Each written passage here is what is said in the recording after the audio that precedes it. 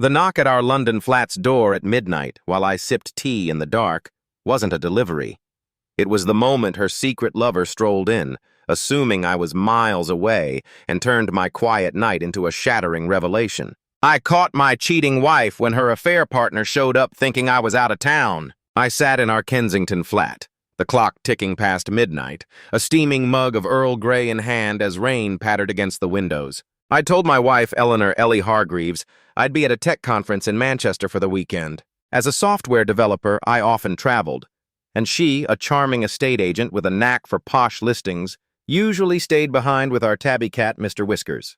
But a last-minute cancellation left me home, and I'd kept it quiet, planning a surprise breakfast for Ellie.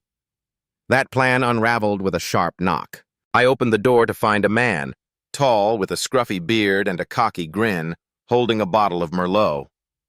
"Ellie, love, thought I'd pop round since the coast is clear," he said in a thick Birmingham accent, stepping inside before he saw me. His face froze.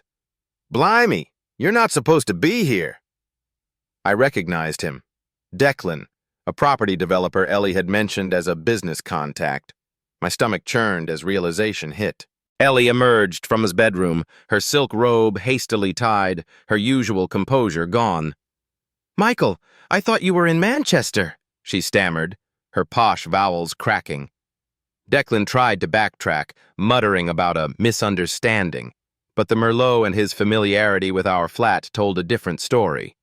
I demanded the truth, my voice steady despite the storm inside.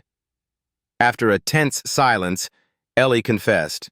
They'd been meeting for months, using my trips as cover, their affair sparked during a property deal in Birmingham. Declan was her escape, she said, her eyes brimming with guilt. I felt the weight of 7 years crumble. We'd built a life. Sunday roasts, holidays in the Cotswolds, dreams of a little cottage, only for it to be shadowed by this. I asked them to leave, watching Declan slink out and Ellie plead through tears. She moved to her sister's in Surrey that night, leaving me with Mr. Whiskers and a hollow flat. The next days were a blur of solicitor calls and sleepless nights, the rain mirroring my mood. But something stirred in me, a need to understand, not just condemn. A week later, I drove to Surrey, not to reconcile, but to talk. Ellie met me at a quiet cafe, her face pale, voice soft.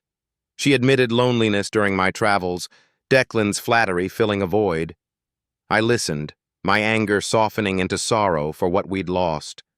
I didn't forgive her then, but I saw the woman I'd loved beneath the mistake.